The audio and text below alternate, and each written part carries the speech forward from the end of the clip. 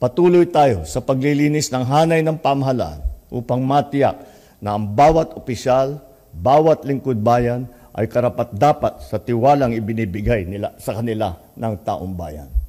Hindi madali ang laban na ito. Marami pa tayong haharapin.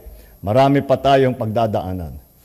It will be hard and sometimes it will be painful, but it will be worth it because we are fighting for what we are fighting for is a country that our children will inherit, that a nation that they can be proud of, that they can be proud to say, I am Filipino.